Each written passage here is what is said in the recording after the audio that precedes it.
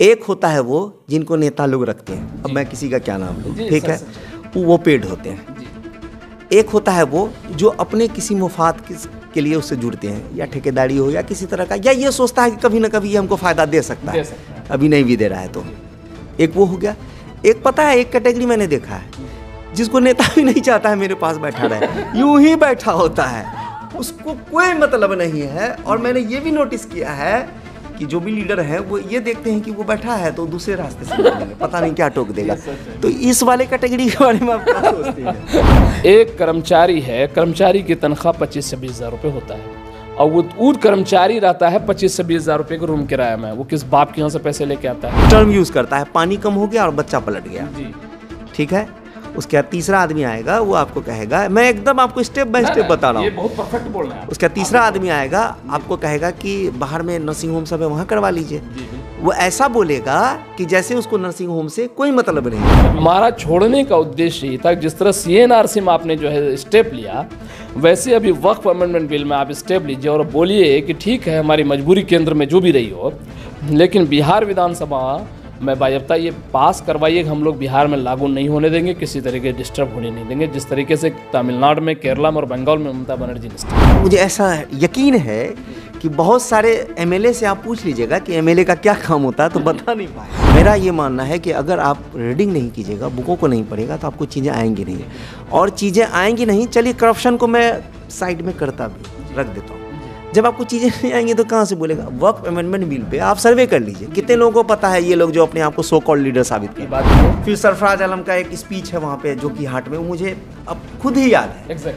और उसमें प्रदीप सिंह जिसके बारे में आप बात कर रहे थे, उन्होंने भी सपोर्ट किया था। एक सिक्टी के MLA थे, अभी वो नहीं रहे, डेथ कर गए, कोई यादव करके थे, तो उन्होंने भी बढ़ चढ़ के बोला था। तो फिर से एक फाइल तब जियाउल कमर साहब ने इसको सबमिट किया तो एनेक्सर 1 हुआ था। तो एक तो बड़ा मुझे लगता है नीतीश कुमार, यह जिनाव बनाओ आंदोलन हुआ था तो उन्होंने उस नेता को सर्किट हाउस में डैश किया था, हमें सुदन साहे ने बताया, यानी उठा के पटक दिया था डेलीगेट्स के सामने। तो आप सोचिए, फैसल साहब सुन रहे होंगे, उनके दादा ऐसे थे। डॉक्टर तबरेज हसन साहब, स्वागत है आपका। आपका बहुत बहुत शुक्रिया कि आपने हमें मौका दिया, आपका मैं तहे दिल से शुक्रिया अदा करता हूँ।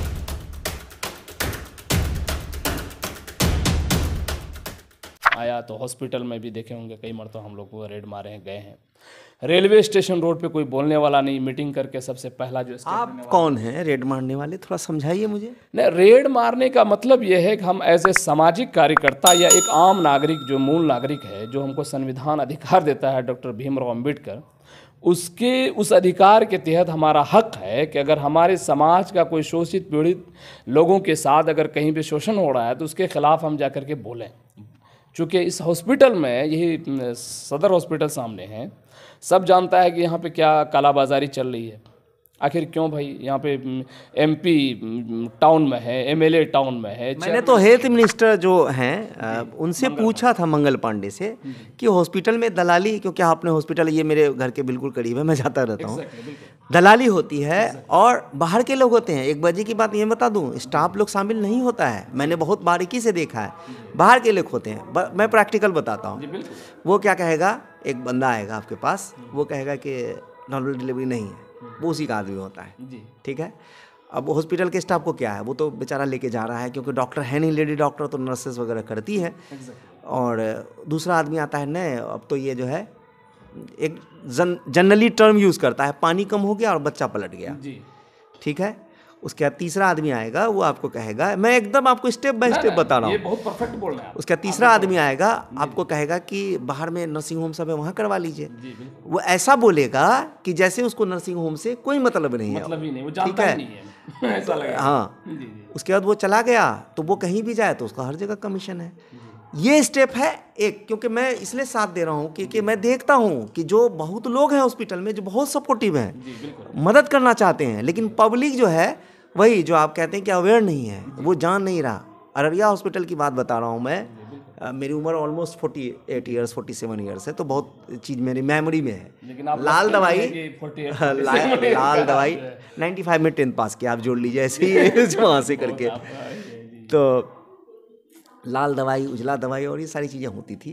अभी तो काफ़ी दवाइयाँ मिल रही हैं, इमरजेंसीज़ है, आपको ऑक्सीजन है, और मेटर्निटी वार्ड देख लीजिए, इतना खूबसूरत है लेकिन लोग बहकावे में आ रहे हैं, थोड़ा सा हॉस्पिटल वालों के लिए भी बोल दीजिए। देखिए, हॉस्पिटल वालों के लिए हमारे यही है, पब्लिक सिर्फ जाग जाए, हॉस्पिटल वाले जितने भी स्टाफ से लेकर के वो चाहे सीएस हो, सिविल सर्जन, उसको 1 मिनट में हम सीधा कर देंगे। ये हमारी जिम्मेदारी, हम कुछ नहीं, एक आम नागरिक हैं, हम कुछ नहीं बोलते हैं हम ये नेता वो नेता, हम कुछ नहीं दावा करते हैं, इसलिए उसको सीधा कर देंगे कि ये पब्लिक जो प्रॉपर्टी है, जो गवर्नमेंट फैसिलिटी दे रही है, वो इसलिए नहीं दे रही कि सीएस का 3 महल चौथा महल घर बने, वो इसलिए दे रही है कि जो गरीब है, शोषित है, चाहे वो महिला हो, छात्र हो या फिर दलित हो या कोई भी हो, उसका सुविधा के लिए गवर्नमेंट दे रही है। और गवर्नमेंट की भी अथॉरिटी है कि गवर्नमेंट पब्लिक को जो दे रही है, तो पब्लिक को ये भी अथॉरिटी दे रही है कि वो कहीं न कहीं अगर उसको कुछ हो रहा है तो वो लिखे। और गवर्नमेंट के वेबसाइट पे कुछ कुछ चीज़ें हैं जो आदमी नहीं जान रही है, जैसे उसका मेल आईडी है, उस पर मेल भेजिए, जैसे मुख्यमंत्री सचिवालय है, अगर कोई रिपोर्ट करना है, अगर कोई पटना जा रहा हाथ से भिजवा दीजिए, यानी उसके मेल पे भेजिए, उसका रिपोर्ट कीजिए। आरटीआई अगर कोई एक्टिविस्ट हो तो उसके ऊपर आरटीआई कीजिए। सीएस यहाँ पे क्या है, यहाँ पे सीएस दलाल होता है। दलाल मैं इस वजह से बोल रहा हूँ, कोई भी सीएस सिविल सर्जन होता है, अब देखिए जिस डॉक्टर के पास अगर कोई सर्टिफिकेट नहीं है या जिस आदमी के पास कोई एक्सपीरियंस सर्टिफिकेट नहीं, वो नर्सिंग होम कैसे खोल सकता है? लेकिन है खोला हुआ, पूर्णिया और अररिया में धड़ल्ले से। मैंने सीएस का इंटरव्यू किया था, या सीएस का, तो मैंने ये बात कही थी अपने अच्छे अंदाज में कि मैंने कहा कि जिन लोगों के पास जो those people are not certified, आप उसको वैलिड कैसे करते हैं? बोला मुझे पता ही नहीं होता। पता देखिए सब होता है, ऑन रिकॉर्ड चुके बोलेगा नहीं। अगर पता नहीं है तो उसको जो रिपोर्ट लोग, ताकि पत्रकार तो उसको बता ही रहे होंगे और भी कोई लोग सूचना तो दे रहे होगा, तो वो पुलिस को क्यों नहीं इन्फॉर्मेशन कर रही है?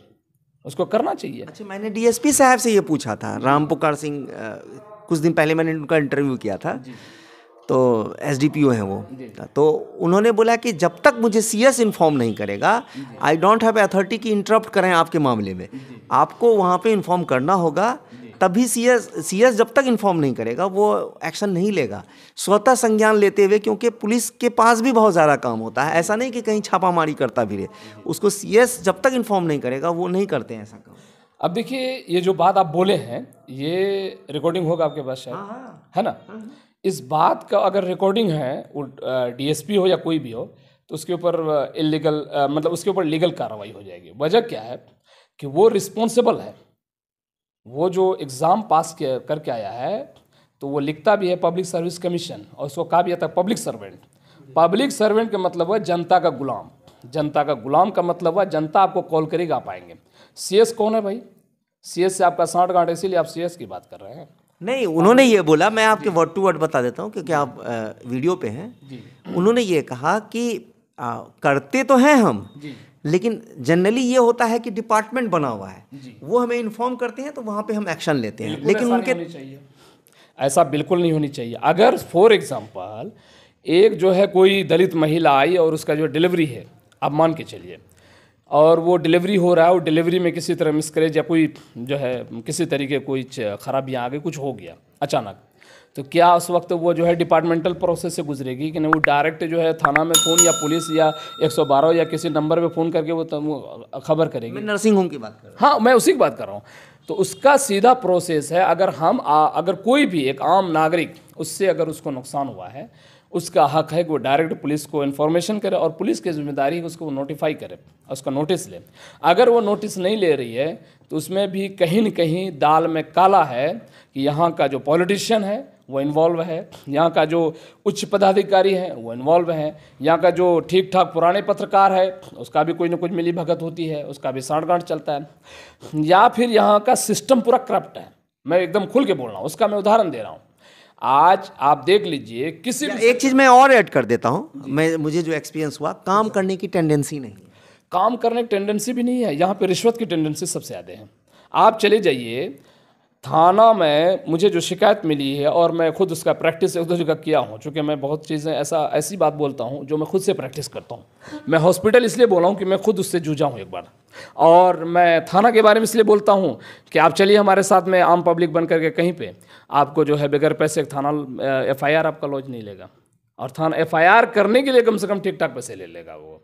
उसके बाद आप चले जाइए क्या कहते हैं कि ब्लॉक में चले जाइए, ब्लॉक में एक नॉर्मल जाति निवासी मैं डीजीपी साहब का इंटरव्यू कर रहा था, मैंने यही चीज़ पूछा था कि एफआईआर करने में एक तो लोगों के कम्युनिकेशन बैरियर है, लोग डरते हैं थाना पुलिस जाने से, क्योंकि आप लोग ऐसा माहौल नहीं बनाते हैं, और दूसरा ये कि एफआईआर करने में बहुत दिक्कत होती है। तो उन्होंने कहा ऑनलाइन होता है, आप कहाँ दिक्कत है?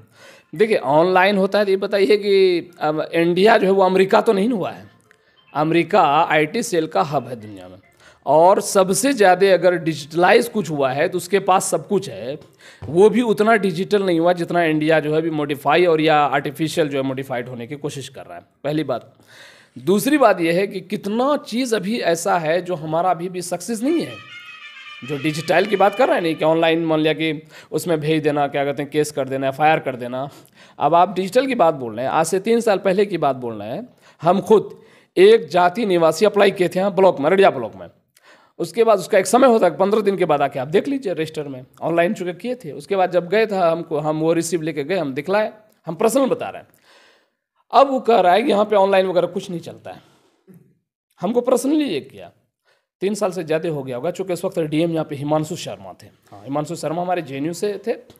हिमांशु शर्मा को हमने बायफ्ता मैसेज किया, hi sir, this is Tabrez Hasan from Jawaharlal Nehru university and just want to take admission in the JNU, so need caste certificate which has applied before 15 days. When I come back to the admin block, come back to our Aradia block, they said that there is no system for the online. ये उसका sentence था उन लोगों का। हमने ये लिख के भेजा हिमांशु शर्मा। हिमांशु शर्मा बोला ओनली वेट 2 minutes। हम बोले ओके सर। 2 मिनट सिर्फ हम वेट किए, उसके बाद वो भेजा जो है बायफ्ता, किसको भेजा नहीं भेजा, उस वक्त यहाँ पे शायद आशुतोष जी कोई सीओ थे।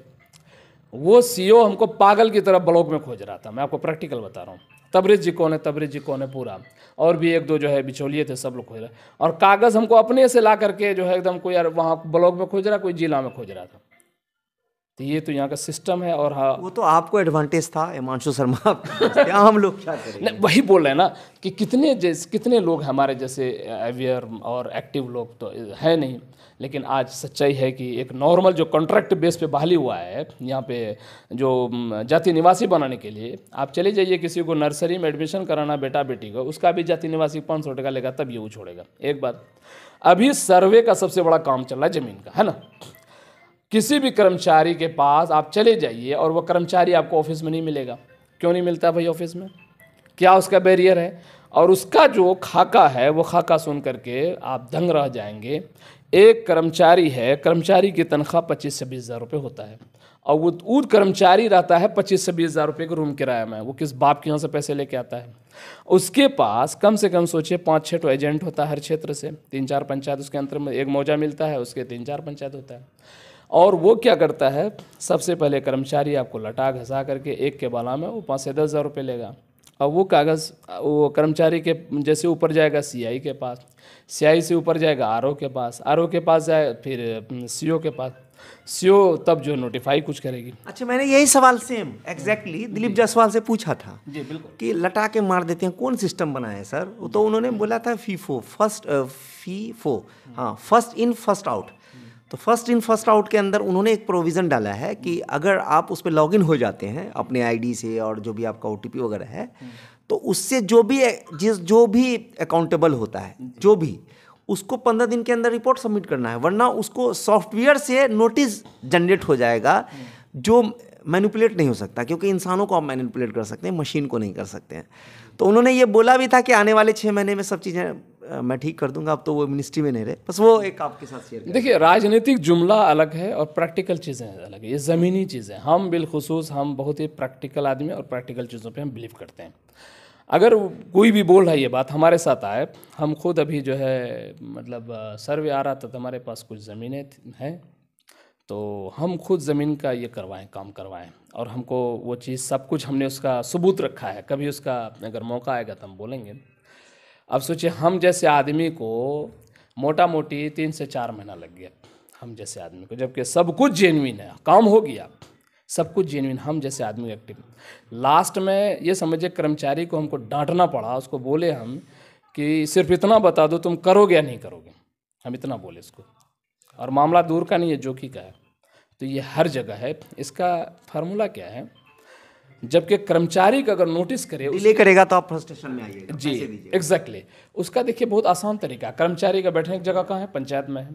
पंचायत का मालिक कौन होता है? मुखिया है। अब मुखिया अगर टाइट हो जाएगा तो कर्मचारी तो हिल नहीं पाएगा। अब पता ही चला कोई इलीगल एक दो आदमी को रख करके आम पब्लिक को परेशान किया जा रहा है, और हर तरीके से आपको जमीन सर्वे पर तो ऐसा लग रहा है कि अभी लूटा जा रहा है, और बुरी तरीके से लूटा जा रहा है, और उसमें कोई भी बोलने वाला नहीं मिलेगा आपको। और हालत तो ये है कि जो यहाँ पे जितना पदाधिकारी आते हैं उनका सीना इतना मनोबल और सब कुछ इतना चौड़ा हो जाता है, हमको नहीं लगता यहाँ पे एमएलए एमपी को भी कुछ गनानता होगा, क्योंकि भाई आप रिश्वत खाइएगा तो आपको क्या गनानेगा? आप नून रोटी खाइए, लेकिन ये है कि उसको जो है ये बोलिए कि जनता के कहीं नुकसान नहीं होनी चाहिए। अच्छा, आप तो रिश्वत एक पहलू तो है, मुझे पता पर्सनली क्या लगता है, इनको आता भी नहीं है। हाँ, ये भी हो सकता है, ये भी हो सकता है। उसका उदाहरण हम देख रहे हैं ना कि अगर आता मैं तो नाम नहीं लूँगा, लेकिन मुझे ऐसा यकीन है कि बहुत सारे एमएलए से आप पूछ लीजिएगा कि एमएलए का क्या काम होता है तो बता नहीं पाएगा। नहीं, वो बात सच है। आप सोचिए ना, अभी इतना बड़ा मोमेंट पूरी दुनिया में चल रहा है, अभी पाकिस्तान और बांग्लादेश में भी इसका प्रोटेस्ट चल रहा है वक्फ अमेंडमेंट बिल के खिलाफ, है ना। अब सोचिए कि यहाँ पे अगल बगल में सब नेतागिरी करता है, सब अपने आप को प्रत्याशी घोषित कर रहा है, कोई पूर्व प्रत्याशी, भावी प्रत्याशी, मौजूदा प्रत्याशी, पूर्व कैंडिडेट, अलग अलग तरीके से घोषित किया हुआ है। लेकिन मेरा यह मुद्दा है कि भाई सब प्रत्याशी आप घोषित कर दीजिए, मुद्दा पे आखिर क्यों नहीं बोल रहे भाई? इतना बड़ा इशू है, आपको तो झाम कर देना चाहिए। सर मैं आपको एक बात बताता हूँ, आप किताबें पढ़ते हैं? जी हाँ, बिल्कुल पढ़ते हैं। हाँ। आप ये चीज़ आप पूछिएगा, जितने भी आपके साथी लोग हैं, कितने लोग पढ़ते हैं? ये पढ़ते नहीं हैं। मेरा ये मानना है कि अगर आप रीडिंग नहीं कीजिएगा, बुकों को नहीं पढ़ेगा, तो आपको चीज़ें आएंगी नहीं, और चीज़ें आएंगी नहीं। चलिए, करप्शन को मैं साइड में करता भी हूँ, रख देता हूँ। जब आपको चीज़ें नहीं आएंगी तो कहाँ से बोलेगा? वक्फ अमेंडमेंट बिल पे आप सर्वे कर लीजिए, कितने लोगों को पता है, ये लोग जो अपने आप को सो कॉल्ड लीडर साबित कर। ये बात भी है। देखिए, वक्फ अमेंडमेंट बिल को लेकर के हम बता रहे हैं, अभी चुनाव, अभी जो बिल पास हुआ है ना, इस बिल से पहले हमारे पास 3-4 पैरवी आई हुई थी कहीं पे। अब सोचिए वहाँ पे मैटर क्या था, एक मुतवल्ली बनने के लिए एक आदमी 5 लाख रुपए के खड़ा है, और दूसरा आदमी वहाँ पे 7 लाख रुपए लेके खड़ा है, तीसरा आदमी वहाँ पे 10 लाख रुपए लेके खड़ा है। इसका मतलब है कि इस करप्शन में जो है हमारे लोग तो इन्वॉल्व है ही हैं, लेकिन हम ये बात कर रहे हैं कि चलिए हमारे लोग इन्वॉल्व हैं और हमारे लोग जो भी कर रहे हैं वो तो इलीगल कर रहे हैं, गलत कर रहे हैं, लेकिन उस गलत तभी नहीं करेंगे जब वो चीज़ आपके पास बचेगी। अब वो चीज़ ही नहीं बचेगी तो कैसे गलत कीजिएगा? तो कम से कम पहला लार्जर कॉन्टेक्स्ट में ये सोचिए वो चीज़ बचे। अब वो चीज़ नहीं बचने के लिए तो आपको ज़रूरी है सड़क पे उतरे, और सड़क पे नहीं उतरेंगे तो होगा कैसा? अब लोग दिग्भ्रमित क्या फायर, जो इस्टेब्लिशमेंट यहाँ पे जो नेता हैं वो क्या दिग्भ्रमित फैला रहे हैं, भाई ये एक्ट बन गया, कानून बन गया, ये ऐसा नहीं होता, वैसा नहीं होता। भाई जब आपको याद होगा कि जब राम मंदिर का जब जजमेंट आया था, जब ऑर्डर पास हुआ था, उन्होंने एक जस्टिस ने कहा था कि इंडियन कॉन्स्टिट्यूशन इज़ फ्लेक्सिबल, है ना, इनफ्लेमेबल, ऐसे कुछ शब्द था। जी, इनफ्लेमेबल, जी एग्जैक्टली। यानी इंडिया का जो संविधान है भारत का, वो लचीला है, लचकदार होता है। तो मतलब ये उसमें आप मतलब ये होता है कि गुंजाइश, एग्जैक्टली वही लचीला मतलब। अब उसमें वो लचकदार कब होता है? जब हम और आप करते हैं। उसका उदाहरण है भी, आप उदाहरण देख लीजिए, किसान आंदोलन उतना बड़ा आंदोलन हुआ, हमको लगता है कि भारतीय इतिहास में हमको लगता है कि ये आज़ादी के बाद ये दूसरा आंदोलन होगा जो उतना बड़ा आंदोलन, मेरी जानकारी के अनुसार उतना बड़ा आंदोलन हुआ, कई सौ लोग उसमें शहीद हो गए, किसान, पूरा हरियाणा, राजस्थान, चंडीगढ़, उत्तर प्रदेश, उत्तराखंड सब जाम हो गया, और वो बना हुआ कानून को सरकार को वापस लेना पड़ा, नहीं लेना पड़ा, और लिया वो। अब रही कानून की बात या सुप्रीम कोर्ट की बात, इंडिया का जो कानून है वो ये है कि वो फॉरेन जजमेंट तो देता नहीं, उसका आज स्टे लगेगा, कल ये होगा, टलेगा, बहुत ये होगा। और उसमें हमको और आपको दो तरीके के रास्ते हैं, एक है लीगल और दूसरा पॉलिटिकल। लोकसभा राज्यसभा हम लोग हार गए, लेकिन उसका तो एक और है ना कि हम सड़क की लड़ाई सड़क पे लड़ें, जनता की लड़ाई जनता के साथ में लड़ें, लेकिन आप तो लड़ रही नहीं। दूसरा है लीगल जो सुप्रीम कोर्ट में कल तो फर्स्ट हियरिंग भी है 16 तारीख को, और गए भी हैं हमारी पार्टी के सीनियर नेता मास्टर मुजाहिद साहब, अभी उनसे बात भी हुई, गए हैं कल, वो भी याचिका दायर की हैं, बहुत ही क्रांतिकारी उनका पहलू है, मैं बधाई भी दिया। तो ये देखिए लोग गाली देंगे आपको, मास्टर मुजाहिद साहब जेडीयू में हैं, अब सवाल है कि देखिए, गाली देने के वास्ते तो सबको गाली दे रहा है, हमको भी खूब गाली हम सुने हैं, उसके लिए कोई दिक्कत नहीं है। गाली देने के वास्ते वो कहते हैं ना कि अगर किसी का काम गालिए देना है तो वो दे गाली। अगर मान लिया अगर पब्लिक का सेवा करना गाली है तो वो गाली को हम सलाम करते हैं, हम इस्तकबाल करते हैं।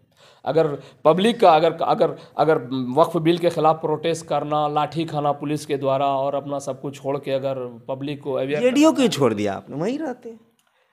देखिए, जनता दल यूनाइटेड हम जो छोड़ने का मेरा एक ही मकसद था, जो सही बात है, वो मकसद ये है कि मोटा मोटी ये समझिए कि जैसे CA/NRC में जो आंदोलन हो रहा था, हमने एक परसों तो उसको एक वीडियो भी अपलोड किया है। जामिया मिल्लिया इस्लामिया के गेट पे चढ़ करके हमने जो लगभग मोटा मोटी 10-15 हज़ार की आबादी थी, जिस दिन गोली चली तो उसके जस्ट पहले का वो वीडियो है। वहाँ पे हमने जब कहा और उस वक्त भी ऐलान किया था कि बिहार से लेकर के हर स्टेट में जो भी जो है CA/NRC के समर्थन में उसका अपोज कीजिए, और नीतीश कुमार का भी उस वक्त हमने नाम लिया था।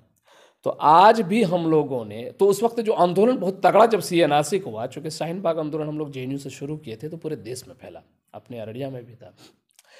उस दबाव में नीतीश कुमार लास्ट में ये बात बोला कि बिहार में CA/NRC लागू नहीं होगा। वो न्यूज़पेपर सब में है अभी आज भी मौजूद। अब कितना प्रैक्टिकल होता है वो बात की बात, लेकिन ये बात उन्होंने कहा ओरली भी और रिटन में भी है। उसी तरीके से हम लोगों ने बिलखुसूस मैंने इतना बड़ा ढड्डा उर्दू, हिंदी, अंग्रेज़ी में बायोडा लिखा, मुख्यमंत्री को भी और मुख्यमंत्री सचिवालय पत्र को भी भेजा। उसमें यही डिमांड था कि कम से कम ये वक्फ अमेंडमेंट बिल को चुनाव तक कम से कम स्टिक किया जाए।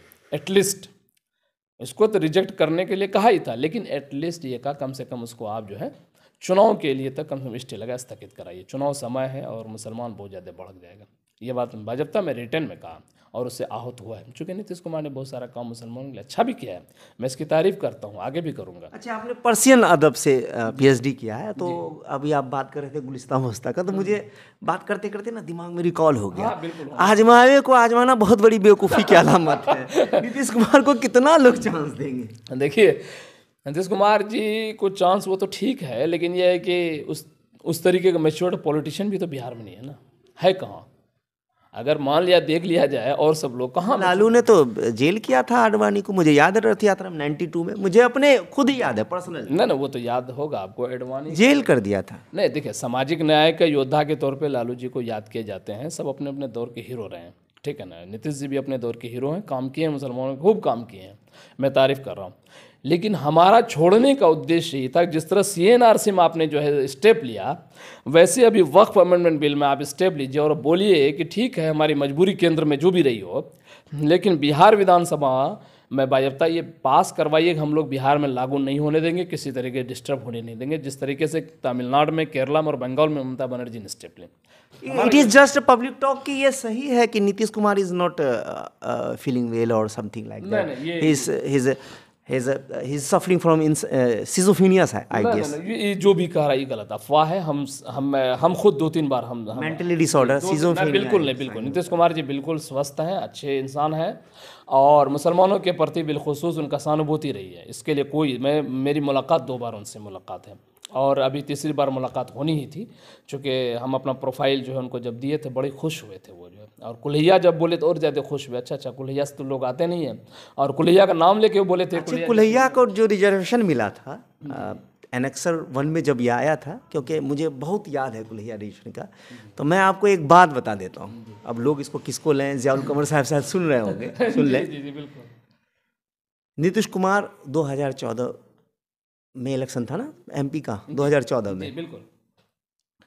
तो एक पूर्णिया में एक रैली हुई थी, तो एक लड़का कुल्हैया बिरादरी का ही था, तो रैली के चक्कर में उसको जेल कर दिया था। मामला उसका रैली का था, वो उसको लगा कि डिस्टर्ब करेगा।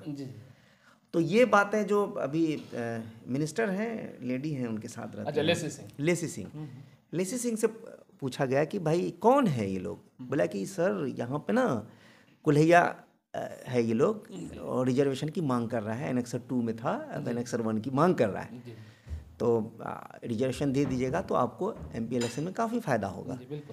और उस टाइम पे MP थे आपके वो जदयू से पूर्णिया के पूर्णिया के संतोष कुशवाहा संतोष कुशवाहा जी। जी 2 बार आए। तो उसके सामने में ये बात हुई थी, फिर लेसी सिंह ने कहा, तो फिर लेसी से उन्होंने कहा कि ठीक है एक कमेटी बना के कीजिए, जो पहले आप लोगों ने डाला था। फिर सरफराज आलम का एक स्पीच है वहाँ पे जो कि हाट में, वो मुझे अब खुद ही याद है। एग्जैक्टली। और उसमें प्रदीप सिंह जिसके बारे में आप बात कर रहे थे, उन्होंने भी सपोर्ट किया था। एक सिक्टी के एमएलए थे, अभी वो नहीं रहे, डेथ कर गए, कोई यादव करके थे, तो उन्होंने भी बढ़ चढ़ के बोला था। तो फिर से एक फाइल तब जियाउल कमर साहब ने इसको सबमिट किया, तो एनेक्सर 1 हुआ था। तो एक तो बड़ा मुझे लगता है नीतीश कुमार का। नहीं, अभी जो लोकसभा इलेक्शन जो हो रहा था अभी 2024 का, डगड़वा में जो बड़ा सभा था नीतीश कुमार जी का, हम वहाँ पे मंच पे थे स्टेज में। नीतीश कुमार का वो स्पीच हमने शेयर भी किया था फेसबुक पे, देख लीजिएगा। बाजब्ता उन्होंने खुलकर कहा कि कुल्हिया बिरादरी के लिए हमने जो है एबीसी ला करके उन लोगों को नौकरी देने का काम किया। अगर और भी कोई डिमांड है तो आप लोग बोलिए। और वहाँ पे जेडीयू के जितने भी नेता थे सब लोग थे, चूँकि कुल्हिया बिल्ड था वहाँ पे क्या था डगड़वा में। तो नीतीश कुमार जी वहाँ डगड़वा में इस बात को बोले कि अगर और भी कोई अगर आपका है, अगर कोई इशू है तो आप लेकर आइए और करवाइए। और सच बात यह है कि यहाँ पे कोई ऐसा नेता ही आपको नहीं मिलेगा जो मुख्य रूप से उसको लिखित रूप से जाके माननीय मुख्यमंत्री है सुनने के लिए तैयार हैं। आप उनको इशू बताइएगा तब न करेंगे। इशू ही आपको पता नहीं है, आप देवे नहीं कीजिए कैसे होगा। और सच में नीतीश कुमार बहुत ऐतिहासिक काम किए हैं, काम करके। और आज हम जेएनयू से अगर हम पीएचडी किए हैं तो हमको ईबीसी का फ़ायदा मिला है। एमफिल में हमारा एडमिशन मोटा मोटी हमारा छट जाता, जो सही बात है। लेकिन चूँकि ओबीसी और ईबीसी थे तो हमारा हो गया था ना। अच्छा, मुझे एक चीज़ याद पर, आप जेएनयू बात कर रहे हैं, वहाँ पे जो पर्शियन, उर्दू और अरबी से करते हैं पीएचडी, तो कुछ मज़ाहिया अंदाज में क्या बोला जाता है आप लोग? देखिए वहाँ पे जो है ना उर्दू, हिंदी, अरबी, पर्शियन एक सेंटर है, उसको बोलते हैं हुपा सेंटर। और जेएनयू एसयू का चुनाव लड़ने के लिए पूरा जेएनयू में अगर हुपा जिस तरफ हुआ उधर ही चुनाव जीतता है। और ये आयसा का, ऑल इंडिया स्टूडेंट एसोसिएशन का, जिसका सबसे ज़्यादा जेएनयू में प्रेसिडेंट रहा, जेएनयू एसयू का प्रेसिडेंट। अच्छा, ऐसा में मोना दास करके कोई मोना दास वो इसमें थी, एसएफआई में थी वो। ऐसा उससे एक बार मुलाकात, वो भी लेफ्ट ही ऑर्गेनाइजेशन एसएफआई। जी मोना दास, और बड़ी संघर्षशील हो रही है। तो हमारा जो ऑल इंडिया स्टूडेंट एसोसिएशन ऐसा रहा, वो दिल्ली में भी है, जामिया डीयू में भी है, जामिया में भी है, एयू में भी है, हर जगह है। तो जेएनयू में सबसे ज़्यादा अगर किसी का प्रेसिडेंट बना है तो वो हमारा ऐसा का बना है। हाँ, तो वो जो बोला जाता है थोड़ा बताइए। हुपा जो है, तो हुपा हुआ, एच से जो है हिंदी हुआ, यू से जो है उर्दू हो गया, पी से हो गया जो है पर्शियन हो गया, ए से अरबिक हो गया। ये 4 सेंटर जिधर जाता था वो सेंटर जो है वो समझिए। पर्शियन वाले आते हैं तो पर्शियन अंदाज में आप बात कर रहे हैं, ऐसा कुछ कहते हैं लोग? हाँ, अरे मतलब हम लोग तो पर्शियन वाले क्या, हम तो ये समझिए कि ईरान के जो बड़े बड़े जो है मतलब लीडर आए हैं उसका हम तर्जुमानी किए हैं बायता पर्शियन में। अच्छा। अल्लाह का लाख लाख शुक्र ये है कि आज भी जो है जब बात करने लगते हैं, कई मित्र हैं ईरान में, और जब बात होती है, जब डायलॉग होती है, बल्कि एक मरतबा तो हमको ऐसा हुआ, सेम डे में बड़ा मतलब आदमी आया हुआ था, उनको अचानक ज़रूरत पड़ गई और मेरा किसी ने नंबर दे दिया, मैं दिल्ली में था मुझे याद है। सेम डे में मुझे ले गया फ्लाइट से कलकत्ता में बड़ा जो है वो बायलैटरल डायलॉग था, वो डायलॉग पूरा करके, पूरा ट्रांसलेशन वगैरह करके, फिर सेम डे में शाम तक, फिर रात तक हम कलकत्ता से दिल्ली लौटे उनके साथ में। तो ऐसा तो बहुत। और जेएनयू में तो अच्छा, वो आपने पढ़ा मादरेमन वो तो छोटा मोटा जुमला है, मादरेमन, वो तो बहुत छोटा है। वरनी तो हम लोग जो है तो वो लिटरेचर पढ़े हैं जो आज आम बोली चाली के ज़बान है। बल्कि हमको एक मरतबा ईरान जाने का मौका मिला था, लेकिन वही मुझे जिस वक्त मौका मिला उस वक्त एमफिल का एंट्रेंस हो रहा था, जिसकी वजह से हमने कैंसिल कर दिया। वरना हमको मौका मिला तो हमारे साथ ही कई लोग गए भी। और अल्लाह का लाख लाख शुक्र है, मैं अपने इस फील्ड का एक्सपर्ट इसलिए रहा कि आपको बता रहे हैं कि अमरीका यहाँ पे लखनऊ, भूखना की पर्शियन क्या होता है? हाँ, भूखना की पर्शियन, भूखना की एग्जैक्ट उसका जो आता है मैं बता देता हूँ, अफ कर देना। ऑफ नहीं, वो तो अंग्रेजी हो गया। क्योंकि भूखना is not a Persian language, में कहीं इस्तेमाल ही नहीं होता। तो मैंने एक पूछा था, मुझे ऐसे ही याद आ गया रैंडमली, मैं कोई पर्शियन का जानकार नहीं, वो जो बोल तो उन्होंने बोला कि उसको मतलब आप मिक्स करते हैं, क्योंकि लैंग्वेज की एक्सेप्टेंस तब होती है जब अदीब लोग उसका इस्तेमाल करते हैं। एग्जैक्टली, बिल्कुल। तो किसी अदीब ने इस्तेमाल किया है अफ कर देना। अच्छा, हो सकता है। मैं से चूँकि लिटरेचर का जो बाउंडेशन होता है वो लिमिट नहीं है, वो अनलिमिटेड है, बहुत बड़ा होता है, तो वो हो सकता है, इससे मैं बिल्कुल सहमत हूँ। अच्छा, इसको रैप अप करते हैं क्योंकि बहुत तवील गुफ्तगू हो गई। तो आपको क्या लगता है, लोग देख करके इसके इंटरव्यू को क्या हम लोग को पढ़ने वाला है आज? नहीं, देखिए, इस इंटरव्यू को देखने के बाद जो है सच्चाई है कि बिलखुसूस अररिया के युवाओं से हम ये बात बोलना चाह रहे हैं कि आप जो है किसी व्यक्ति विशेष के चक्कर में मत पड़िए। व्यक्ति किस विशेष के चक्कर में पड़ के आपकी आइडेंटिटी क्राइसिस हो जाएगी, आपको कोई नहीं पहचानेगा। अच्छा, एक साहब का नाम लेना ज़रूरी है, वो नाराज़ हो जाएंगे। फैसल यासीन जावेद साहब के दादा के बारे में मैं आपको एक दो बात बता देता हूँ, क्योंकि मैंने उनके लिए डॉक्यूमेंट्री किया है। वो आपकी तरह थे, अब हम बहुत एग्रेसिव, बहुत नहीं, जहाँ मैंने भी उनको नहीं देखा है, बहुत छोटे मतलब देखा है, लेकिन उतनी मेमोरी में नहीं है। जी जी। तो वो जो उनकी पर्सनालिटी को मैं समझ पाया एज ए डॉक्यूमेंट्री, बहुत एग्रेसिव, लड़ने के लिए तैयार। और मैं ना एक नेता का नाम नहीं लेता हूँ, जब अररिया जिनाव बनाओ आंदोलन हुआ था तो उन्होंने उस नेता को सर्किट हाउस में डैश किया था, हमें सुदन साहे ने बताया, यानी उठा के पटक दिया था डेलीगेट्स के सामने। तो आप सोचिए, फैसल साहब सुन रहे होंगे, उनके दादा ऐसे थे। अब मैं लोग नहीं रहे तो नाम लेना मुनासिब नहीं है, तो ऐसी पर्सनालिटी रही है लोगों की, ऐसी बात नहीं है। हलीम साहब के बारे में बता देता हूँ। एक एमएलए साहब आए थे, हालांकि उनको गांधी का लिकाब दिया गया था, लेकिन वो संघी थे, संघ से थे। वो हिंदू मुस्लिम इस तरह की बात की तो उन्होंने थप्पड़ कोर्ट में मारा था। तो अब मैं उसका भी नाम इसलिए नहीं लूँगा कि वो भी डेथ रह गए, तो वो होता कि कंटेंट को वेरीफाई कौन करेगा। हाँ, सही बात है। अब एक साहब की बात और मैं बताता हूँ आपको, लास्ट बात, कि मेरा इंटरव्यू हुआ था, वो भी अदीब थे। तो उन्होंने ये बात बोला, इसी फाइनल क्लॉज पे करेंगे, कि मुसलमानों को कांग्रेस का हमेशा पछलग्गू बन के रहा, ये होना नहीं चाहिए था। मुसलमानों को हर पार्टी में होना चाहिए था। आप इस फाइनल क्लॉज पे आप ख़त्म कीजिए इंटरव्यू को। आपकी बात से मैं सहमत हूँ, और ये सच बात है कि अब आज वो समय नहीं है कि आदमी जो है एक तरफा कोई ये करे। अभी दिल्ली चुनाव हो रहा था, उसमें लोग एकदम बोल रहा था बीजेपी हार जाएगी, ये करेगी वो करे। अब दिल्ली में रेखा गुप्ता बन गई सीएम, एक बात बोलते हैं, तो बनना था, बन गया। अब वो जो अगर मान लिया कि अनऑथोराइज्ड कॉलोनी दिल्ली में जितना है वो मुस्लिम कॉलोनी है, उजारना शुरू कर देगा तो कौन बचाएगा? वहाँ पे तो कोई एक आदमी अपना होना चाहिए, कोई एक आदमी आप अपना छोड़िए। दिल्ली इलेक्शन की बात कर रहे हैं तो एक बार personally I feel, I don't have any data कि मैं उसके बिहाफ पे बोल सकता हूँ, मुझे ऐसा लगता है कि मुसलमान वहाँ के केजरीवाल को हारने से ज़्यादा खुश है। देखिए, केजरीवाल को मुझे याद है कि जेएनयू में जब आया था ना, उसको जो इस वक्त हम लोग थोड़ा बहुत समर्थन तो नहीं कर रहे थे, लेकिन ये है कि थोड़ा सा था कि करेंगे। तो दो सवाल अरविंद केजरीवाल आज तक बर्दाश्त नहीं कर पाया, एक रिजर्वेशन पे और दूसरा 1984 पे। वो आज तक इसका जवाब नहीं दे पाया, पूरा खंगाल डाली पूरा। 1984 क्या, वो सिख दंगा, और दूसरा ये रिजर्वेशन पे आज तक कुछ नहीं बोला वो। मतलब उससे सवाल तो कांग्रेस ने किया था। नहीं, उससे सवाल इसलिए किया गया कि उसका जो चुनाव जो दिल्ली में जीतने के बाद उनका मेन जो एक एजेंडा में था, हम दिल्ली में जब सरकार बनाएंगे तो हम सिख दंगा को जो है इंक्वायरी करवा करके उनका दोषी उनका सजा दिलवाएंगे, उनका ये था। तो वही जो है वहाँ पे हमारे गर्ल्स हॉस्टल जेएनयू में, यमुना हॉस्टल में पब्लिक टॉक था आफ्टर डिनर। तो उसमें जब आया था तो वहाँ पे जो आया था, आने के बाद उससे जब पूछा गया तो नहीं दिया था, तो उसका गला में मफलर लगा हुआ था, हमारे सामने की बात है। और बायरता ऐसे मफलर पकड़ करके उसको खींच करके लड़कियों ने बाहर निकाल दिया, और गेट पे उसको बचाने के लिए मेरा पैर कट गया था। आप सोचिए, मुझे याद है।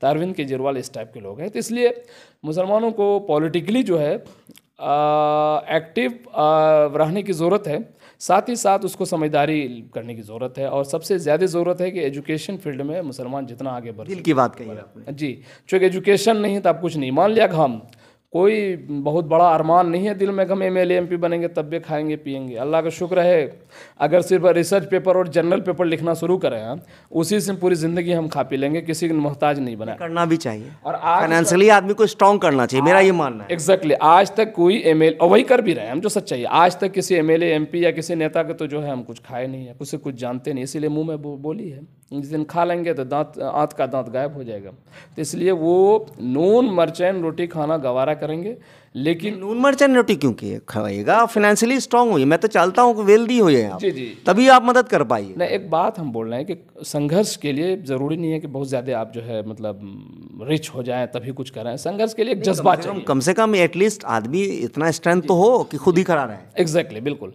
तो इसलिए हम चाह रहे हैं कि आपकी बातों से मैं बिल्कुल सहमत हूँ कि आदमी को हर जगह होनी चाहिए। और साथ ही साथ अररिया में मैं एक संदेश देना चाह रहा हूँ, यहाँ पे युवाओं में जो देखा जा रहा है, अब कोई युवा अगर आपके साथ में खड़ा है या आपके साथ नहीं भी एक आंदोलन में आपके साथ आ गया, तो अब उसको फलना विधायक का फ़ोन आएगा, आप काहे उसमें चले गए, फलना विधायक का फ़ोन आएगा, फलना चेयरमैन का फ़ोन आएगा। तो हम कहते हैं कि भाई आखिर तुम जवानी में जब तुम जो है इस तरीके से जो है मतलब चापलूसी पे उतर जाओगे जिसका कोई आधार नहीं है, तो बुढ़ापे में क्या तुम्हारी पहचान होगी। अपनी पहचान बनाओ। किसी के सरफराज का आदमी है, शाहनवाज का आदमी है, आबिदुर्रहमान का आदमी है, पप्पू अजीम का आदमी है, पप्पू यादव का आदमी है, इसका आदमी है, उसका आदमी, फला आदमी, ये क्या मतलब होता है भाई? उन नेताओं को पता है कि ये मेरा आदमी है? कुछ नहीं पता होता है।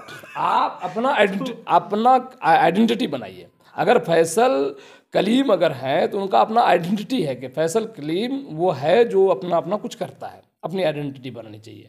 आप किसी से जोड़ के देखते हैं कि आपके घर की रोजी रोटी चलाता है? बिल्कुल नहीं चलाता होगा। एक टाइम का भी आपको पैसा नहीं मिलता होगा, और आपको जो है कुछ भी जो सरकारी फंड वो भी नहीं मिलता होगा। अच्छा, आपने बड़ी अच्छी बात कह दी, वो मेरे दिल के करीब भी है। मैं भी ना चमचों की कैटेगरी को नोट करता हूँ कि किस तरह के कैटेगरी हैं। बहुत लोग सब अग्री होंगे, डिसअग्री होंगे, वो उसके फर्क नहीं है। एक होता है वो जिनको नेता लोग रखते हैं, अब मैं किसी का क्या नाम लूँ, ठीक है, वो पेड होते हैं। एक होता है वो जो अपने किसी मुफाद के लिए उससे जुड़ते हैं, या ठेकेदारी हो या किसी तरह का, या ये सोचता है कि कभी ना कभी ये हमको फ़ायदा दे सकता है, अभी नहीं भी दे रहा है तो। एक वो हो गया। एक पता है, एक कैटेगरी मैंने देखा है जिसको नेता भी नहीं चाहता है मेरे पास बैठा रहे, यूं ही बैठा होता है, उसको कोई मतलब नहीं है। और मैंने ये भी नोटिस किया है कि जो भी लीडर हैं वो ये देखते हैं कि वो बैठा है तो दूसरे रास्ते से निकलेंगे, पता नहीं क्या टोक देगा। तो इस वाले कैटेगरी के बारे में आप क्या सोचते हैं? देखिए, मोटा मोटी आपको भेंट हुआ है ऐसी कैटेगरी, बताइए, क्यों ही बैठा है? नहीं, देखिए, हमको तो भेंट हर कैटेगरी से होता है, लेकिन हम इसलिए सबका मान सम्मान करते हैं कि सभी का। क्यों बैठा है आप कभी फिगर आउट किया? नहीं, वो बैठा होगा, उनका भी अपना जेन्युइन कुछ सवाल होगा, कुछ सवाल मैं बता रहा हूँ, मैंने देखा कुछ नहीं है, बस वो ये बोलता है कि हमको शाहनवाज ने ये बोला या सरफराज साहब ने हमको ये बोला, हालांकि ना उसको सरफराज साहब ने कुछ कहा है ना शाहनवाज साहब को कुछ कहा है। तो इन लोगों के बारे में कुछ प्रतिक्रिया दीजिए आप।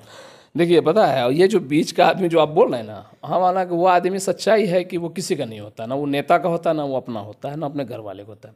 वो झगड़ा लगाने के लिए होता है समाज में, और वो झगड़ा लगाने का सबसे बड़ा महत्वपूर्ण उसका योगदान होता है। और डे बाय डे हम देखते रहते हैं, चूँकि चंद दिनों से घर में है ना, कुछ कुछ पंचायत में हमको जाने का मौका मिला, जो सच्चाई है। हम गए तो वही देख ले जहाँ बहुत ज़्यादा कॉम्प्लिकेशंस है, तो शॉर्ट आउट जो है होने के चांसेस है, तो हो गया। नहीं तो अब ऐसा भी देखने का मौका मिला, बड़ा अफसोस है कि बहुत आदमी इसको कॉम्प्लिकेटेड बनाता है, जो कि नहीं बनाना चाहिए। अरे भाई, अल्लाह के लिए कुछ मामला कीजिए जो कि मरने के बाद भी हमको और आपको मज़ा आता है इनको ना। एग्जैक्टली। और क्या लेके जाइएगा मरने के बाद, सब कुछ धड़ा धड़ा रह जाता है। बड़ा बड़ा आदमी चला गया दुनिया में, इसलिए इतना मत कीजिए कि जो आपको ये लगे कि आपका ज़मीर भी आपका एक दिन ये बोलने लगे नहीं, हमने बहुत गलत काम किया है। चलिए, तो अब इसको रैप अप करते हैं। हमारी ये कोशिश थी कि मैं तबरेज़ आलम एज ए पर्सनैलिटी सामने लेके आऊँ आपके सामने। मैं हालांकि इग्नोर मैंने किया कि पॉलिटिकल चीज़ों को ना करूं, लेकिन पॉलिटिकल चीज़ों पे अगर बात नहीं की जाए तो फिर समाज के स्ट्रक्चर का परिकल्पना नहीं की जा सकती है। तो चलिए, हमने मिला जुला बात की, और उम्मीद है कि आपको भी मज़ा आया होगा, दर्शकों को भी मज़ा आए। लास्ट में हम आपसे ये रिक्वेस्ट करते हैं कि हमने जो न्यूज़ सीमांचल ये फेसबुक पेज बनाया है, इसका मकसद ये है कि लोकल न्यूज़, क्योंकि सीमांचल डायरी आपको पता है बहुत स्पेसिफिक है, उस पर निश के साथ आप खेल नहीं सकते, वरना उसकी जो क्रेडिबिलिटी है वो घट जाएगी। तो हमने कहा कि भाई अब हमारे समाज के जो न्यूज़ हैं या डे टू डे के जो न्यूज़ हैं, कोई करने वाला तो है नहीं, तो आप हमारे व्यूवर्स को आप अपील कीजिए कि हमारे फेसबुक पेज को ज़्यादा से ज़्यादा फॉलो करें। जी बिल्कुल, आपसे जो कि बात करके इतने देरों में बहुत अच्छी लगी, जो इससे पहले भी हम लोग सीमांचल डायरी आपका देख रहे थे बड़ा गौर से, और आप बहुत ही स्पेसिफिक और बहुत ही ऑथेंटिक कंटेंट को आप ये कर रहे थे। उसी को लेके न्यूज़ चैनल आपने जो है बायोता न्यूज़ सीमांचल जो आपने जो लॉन्च किया है, तो हम इसको चाहेंगे कि भरपूर जितने भी युवा साथी हमारे हैं, बिलखुसूस जो सोशल एक्टिविज़म में बिलीव करते हैं, वो इसको ज़्यादा से ज़्यादा जो है अपने लोगों तक पहुंचाएं, क्योंकि हमारी और आपकी बात पहुंचाने के लिए ये बहुत बड़ा माध्यम और बहुत बड़ा प्लेटफॉर्म है। इसलिए तमाम लोगों से मैं ये गुजारिश करूंगा कि इसको आप लोग शेयर करें, सब्सक्राइब करें, फॉलो करें, और लोगों तक ज़्यादा से ज़्यादा आप लोग पहुँचाएँ। आपने हमसे बात किया, आपका बहुत बहुत शुक्रिया। आपका भी बहुत बहुत शुक्रिया।